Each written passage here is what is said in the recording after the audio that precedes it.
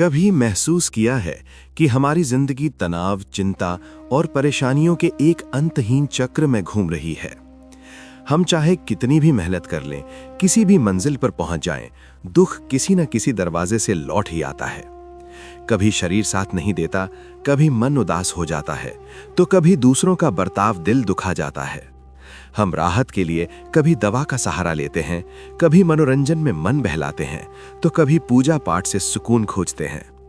ये उपाय कुछ देर की राहत तो देते हैं, पर उस गहरी खाई को नहीं भर पाते जहां से ये सारे दुख बार बार निकलते हैं।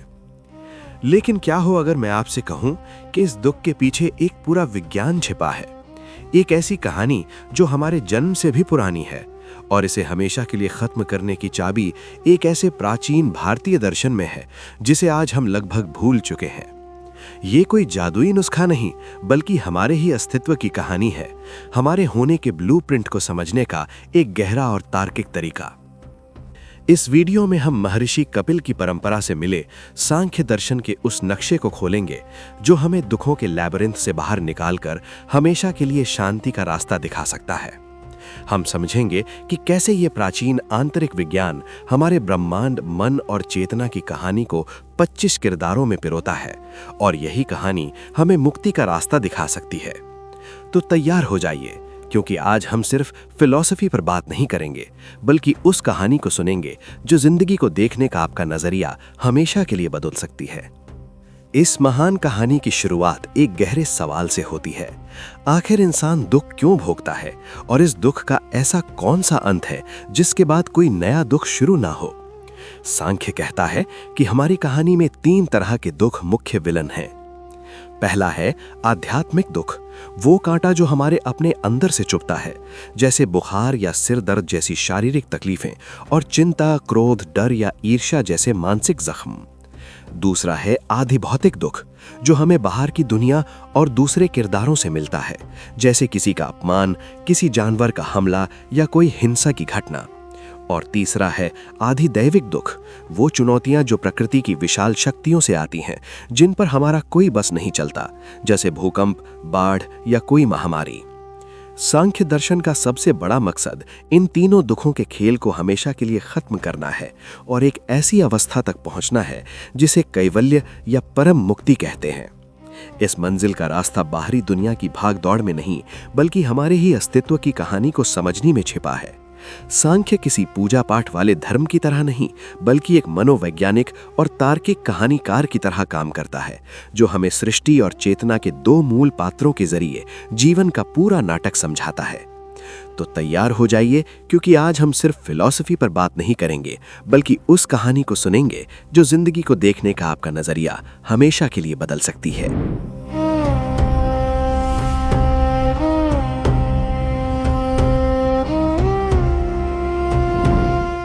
इस कहानी को समझने के लिए हमें इसके 2 मुख्य किरदारों से मिलना होगा। सांख्य दर्शन कहता है कि ये पूरा ब्रह्मांड, ये पूरा नाटक बस 2 मूल तत्वों का खेल है, पुरुष और प्रकृति। ये कोई पौराणिक कथा नहीं, बल्कि चेतना और पदार्थ का एक गहरा विश्लेषण है। तो ये पुरुष और प्रकृति आखिर हैं कौन? आइए इसे एक सरल कल्पना से समझते हैं। सोचिए, एक अंधेरा कमरा है और उस कमरे में एक प्रोजेक्टर से रोशनी निकल रही है। इस कहानी में पुरुष उस प्रोजेक्टर से निकलने वाली शुद्ध रोशनी की तरह है। पुरुष हमारी शुद्ध चेतना है, वो देखने वाला, वो जानने वाला, जिसके बिना कोई अनुभव हो ही नहीं सकता। लेकिन सबसे जरूरी बात यह है कि पुरुष पूरी तरह से शांत है। वो कुछ करता नहीं, यानी अकर्ता है। वो बस एक खामोश दर्शक की तरह हर चीज को होते हुए देखता है। दूसरी तरफ है प्रकृति, जो उस कमरे की दीवारों की तरह है जिस पर रोशनी पड़ती है। पर यह कोई आम दीवार नहीं, बल्कि एक जादुई पर्दा है जिसमें दुनिया की सारी कहानियां, सारे दृश्य पहले से ही बीज रूप में छिपे हैं। प्रकृति ही ब्रह्मांड का वो कच्चा माल है, वो पदार्थ और ऊर्जा जिससे ये सारी दुनिया, हमारा शरीर, मन, बुद्धि, अहंकार, सब कुछ बनता है। प्रकृति खुद में जड़ है, यानी उसमें अपनी कोई चेतना नहीं है, लेकिन वो बेहद सक्रिय है और लगातार बदलती रहती है। सारा एक्शन, सारी हलचल, सारा बदलाव प्रकृति के मंच पर ही होता है।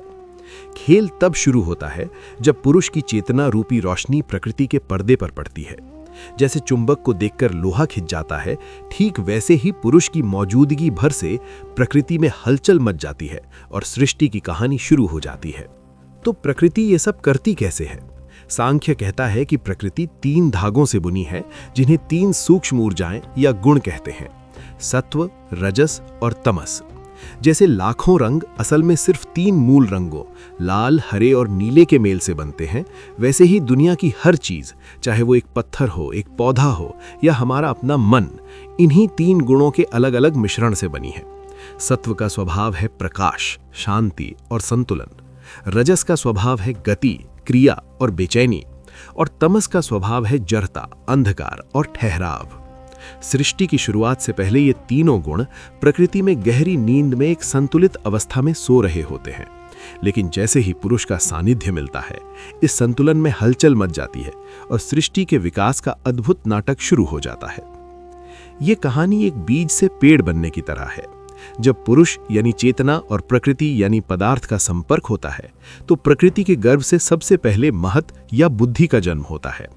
ये वो यूनिवर्सल इंटेलिजेंस है जिससे समझने और फैसला करने की क्षमता पैदा होती है। फिर बुद्धि से अहंकार की शाखा निकलती है, यानी मैं हूं का भाव आता है। यही वो किरदार है जो हमें मैं हूं की पहचान देता है। अब ये अहंकार 3 गुणों के प्रभाव में आकर बाकी दुनिया की रचना करता है। जब अहंकार पर सत्व यानी शांति का असर होता है, तो अनुभव करने वाले पात्र बनते हैं। हमारा मन जो सोचता है, 5 ज्ञानेंद्रियां यानी आंख, कान, नाक, जीभ और त्वचा, और 5 कर्मेंद्रियां यानी हाथ, पैर, मुंह आदि। और जब अहंकार पर तमस यानी जड़ता का असर होता है, तो भौतिक जगत की कहानी के पात्र बनते हैं, जिन्हें 5 तन मात्राएं यानी गंध, स्वाद, रूप, स्पर्श और ध्वनि का सार कहते हैं। इन्हीं से हमारे जाने पहचाने 5 स्थूल तत्व पैदा होते हैं: आकाश, वायु, अग्नि, जल और पृथ्वी। और इस पूरी कहानी को आगे बढ़ाने की ऊर्जा देता है रजस गुण, जिसकी गति के बिना कोई भी किरदार अपना पार्ट अदा नहीं कर सकता। इस तरह पुरुष को छोड़कर बाकी सभी 24 किरदार प्रकृति के ही अलग अलग रूप हैं। हमारा शरीर, हमारी इंद्रियां, हमारा मन, हमारी बुद्धि, हमारा अहंकार, ये सब प्रकृति के मंच पर नाच रहे किरदार हैं।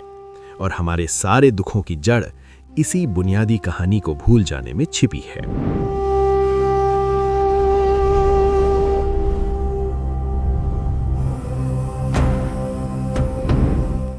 अब जब हमने कहानी और उसके किरदारों को समझ लिया है, तो हम उस सबसे बड़े रहस्य से पर्दा उठा सकते हैं।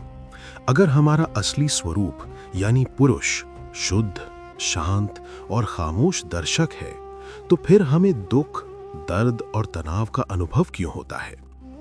सांख्य दर्शन इसका एक बहुत ही सीधा और गहरा जवाब देता है।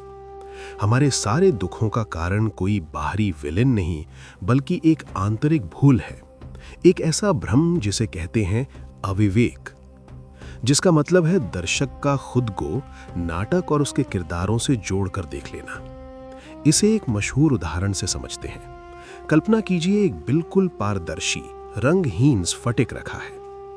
अगर उसके ठीक पीछे एक लाल फूल रख दें, तो वो स्फटिक पूरी तरह लाल दिखाई देने लगेगा। पर क्या वो सच में लाल हो गया? नहीं, उसका अपना स्वभाव अभी भी साफ और रंगहीन है। उसने तो बस फूल का रंग खुद पर ओढ़ लिया है। इस कहानी में वो साफ स्फटिक है पुरुष, हमारी शुद्ध चेतना, जो स्वाभाविक रूप से शांत और आजाद है। और वो लाल फूल है प्रकृति, हमारा शरीर, मन, बुद्धि और भावनाएं, जो हमेशा किसी न किसी रंग में रंगे रहते हैं और बदलते रहते हैं। समस्या तब शुरू होती है जब चेतना यानी पुरुष प्रकृति के इतना करीब हो जाती है कि उसके नाटक को अपना समझने लगती है। हम स्फटिक की तरह ये भूल जाते हैं कि ये हमारा असली रंग नहीं है। इसी अविवेक के कारण जब शरीर रूपी किरदार बीमार पड़ता है, तो चेतना कहती है मैं बीमार हूं। जब मन रूपी किरदार उदास होता है, तो चेतना कहती है मैं दुखी हूं। और जब अहंकार रूपी किरदार को ठेस पहुंचती है, तो चेतना कहती है मेरा अपमान हुआ। यही वो सबसे बड़ी भूल है। हम जो शुद्ध साक्षी चेतना हैं, खुद को इस बदलने वाले नाशवान शरीर और मन के नाटक का एक किरदार मान लेते हैं और प्रकृति के मंच पर होने वाले हर उतार चढ़ाव को अपना अनुभव मान लेते हैं। यही हमें दुख के चक्र में फंसा देता है। सांख्य कहता है, इस नाटक से बाहर निकलने का एक ही तरीका है, इस भ्रम को तोड़ देना। ये याद करना कि मैं ये शरीर नहीं हूं, मैं ये मन नहीं हूं, मैं ये बुद्धि नहीं हूं, मैं वो शुद्ध, शांत और शाश्वत साक्षी चेतना हूं जो इस सारे खेल को सिर्फ देख रही है। इसी को कहते हैं विवेक ज्ञान। अब आइए इस साक्षी चेतना का स्वाद चखने के लिए एक छोटा सा अभ्यास करते हैं। अब आप जहां भी हैं, कुछ पल के लिए शांत होकर बैठ जाएं। अपनी आंखें बंद कर लें। अपनी आती जाती सांसों पर ध्यान दें। बस ध्यान दें, उसे बदलने की कोशिश ना करें। अब अपने मन के पर्दे पर ध्यान दें। देखें वहां क्या चल रहा है। जो कुछ भी हो रहा है उसे बस होने दें। रोकने की कोशिश ना करें, बदलने की कोशिश ना करें। बस एक तटस्थ दर्शक की तरह देखें, जैसे आप आसमान में तैरती बादलों को देख रहे हों। अब अपने आप से धीरे से कहें, ये विचार मैं नहीं हूं, ये भावनाएं मैं नहीं हूं, मैं वो हूं जो इन विचारों और भावनाओं को देख रहा हूं। ये शरीर मैं नहीं हूं, मैं वो हूं जो इस शरीर के भीतर से अनुभव कर रहा है। इस दूरी को महसूस करें, देखने वाले और देखे जाने वाले के बीच इस छोटे से फासले को।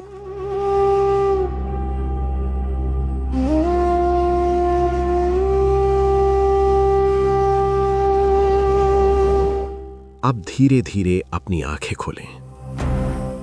यह छोटा सा अभ्यास साक्षी भाव की एक झलक है। यही वो पहला कदम है जो हमें अविवेक के भ्रम से निकालकर विवेक ज्ञान की सच्ची कहानी की ओर ले जाता है।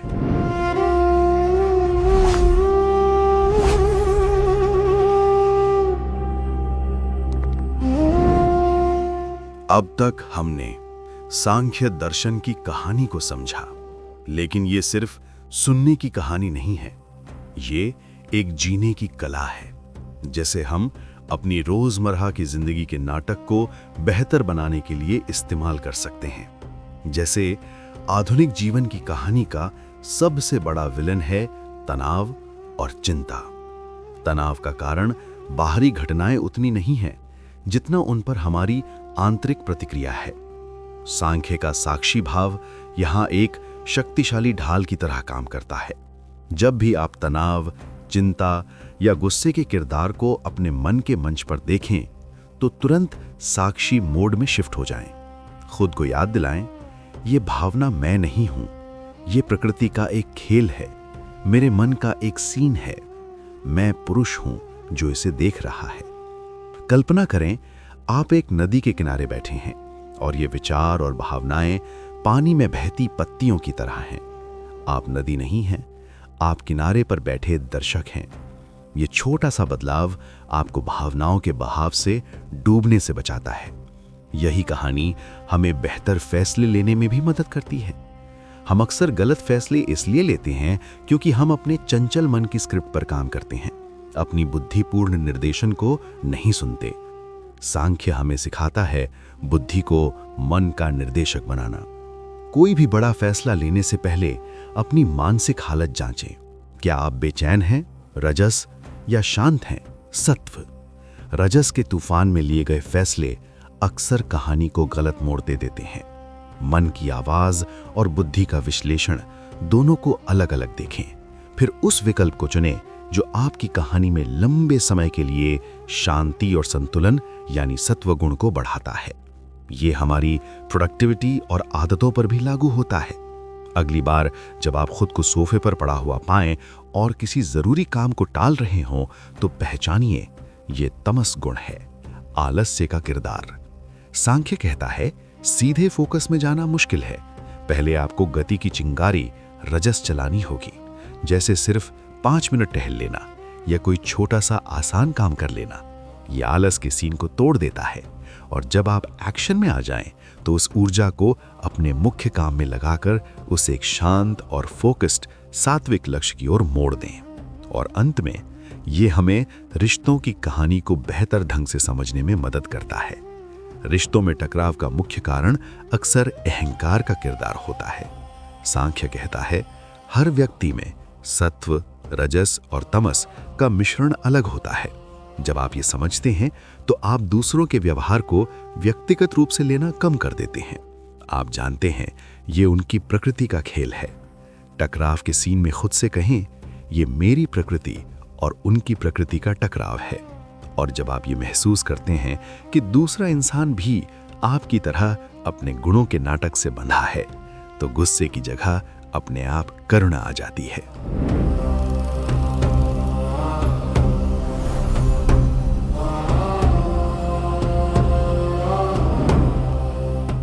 कहानी को जानना एक बात है और कहानी को जीना दूसरी। सांख्य दर्शन को जीवन में उतारने का सबसे अच्छा तरीका है इसे अपनी दिनचर्या की कहानी का हिस्सा बनाना। आपकी दिनचर्या की कहानी सुबह से शुरू होती है, जो पूरे दिन की पटकथा तय करती है। जैसे ही नींद खुले तुरंत बिस्तर से न कूदें, कुछ पल लेटे रहें और अपनी कहानी के मुख्य सत्य को याद करें। मैं ये शरीर नहीं हूं, मैं वो चेतना हूं जो जागने का अनुभव कर रही है। इसके बाद 10-15 मिनट शांत बैठकर अपने मन के मंच पर चल रहे विचारों और भावनाओं को बिना किसी जजमेंट के देखें। ये आपके साक्षी मसल्स को मजबूत करेगा और दिन की शुरुआत फोन के शोर से नहीं बल्कि आंतरिक शांति से होगी। फिर दिन के दौरान जब आप काम की भागदौड़ के नाटक में व्यस्त होते हैं, तब लक्ष्य जागरूकता बनाए रखना है। हर 2-3 घंटे में एक पल के लिए रुकें और खुद से पूछें, इस समय मेरे मन के मंच पर कौन सा गुण हावी है? शांति यानी सत्व, बेचैनी यानी रजस, या आलस यानी तमस। यह आपको अपनी आंतरिक कहानी के प्रति जागरूक बनाएगा। भोजन करते समय भी सचेत रहें। सात्विक भोजन यानी ताजा, हल्का मन की कहानी को शांत करता है, जबकि राजसिक यानी मसालेदार और तामसिक भोजन मन में बेचैनी और जड़ता का सीन पैदा करते हैं। और अंत में जब रात को दिन का नाटक खत्म होता है, तो ये समय है दिन भर के अनुभवों को प्रोसेस करने का। सोने से 1 घंटा पहले सभी स्क्रीन बंद कर दें। अपनी डायरी में या मन में ही चिंतन करें, आज दिन भर में कौन सी घटनाएं सिर्फ प्रकृति का खेल थीं और किन पलों में मैं अपनी भावनाओं के किरदार में बह गया। यह आपको देखने में मदद करता है कि आप दिन भर के नाटक में सिर्फ एक दर्शक थे। सोते समय कल्पना करें कि आप अपना शरीर, अपनी चिंताएं, अपनी पहचान, सब कुछ वापस प्रकृति को सौंप रहे हैं, जैसे एक एक्टर शो के बाद अपना कॉस्ट्यूम उतार देता है। इस भाव के साथ सोने से आपको गहरी नींद लेने में मदद मिलेगी। अगर सांख्य दर्शन की इस गहरी कहानी ने आपको छुआ है और सारे दुख के इस नाटक को खत्म करने के लिए, इन सिद्धांतों का अभ्यास करने के लिए आप प्रेरित महसूस कर रहे हैं, तो इस यात्रा को यहीं न रोकें। हमारे चैनल को सब्सक्राइब करें, क्योंकि हम भविष्य में सांख्य और दूसरे भारतीय दर्शनों की ऐसी ही कहानियों को आपके लिए लाते रहेंगे। नीचे कमेंट सेक्शन में हमें बताएं कि सांख्य की कहानी के किस एक हिस्से ने आपको सबसे ज्यादा सोचने पर मजबूर किया। क्या वो पुरुष और प्रकृति के 2 किरदारों का रहस्य था, 3 गुणों का विज्ञान, या साक्षी भाव का अभ्यास? आपके अनुभव दूसरों को भी अपनी कहानी समझने के लिए प्रेरित कर सकते हैं। और अगर आप किसी ऐसे इंसान को जानते हैं जो तनाव या चिंता के नाटक में फंसा है, तो इस वीडियो को उनके साथ शेयर करें। हो सकता है ये प्राचीन कहानी उनके लिए भी रोशनी की किरण बन जाए। आज हमने महर्षि कपिल की परंपरा से मिली सांख्य दर्शन की एक गहरी यात्रा की। हमने सिर्फ एक प्राचीन दर्शन को नहीं पढ़ा, बल्कि अपने होने की उस भूली हुई कहानी को फिर से याद करने की कोशिश की। हमने कहानी की शुरुआत जीवन के उस सच से की जिसे हम सब अनुभव करते हैं, दुख। फिर हमने ब्रह्मांड के नाटक के 2 मुख्य किरदारों को जाना, पुरुष जो कि शुद्ध साक्षी चेतना है और प्रकृति जो सक्रिय और बदलता हुआ मंच है।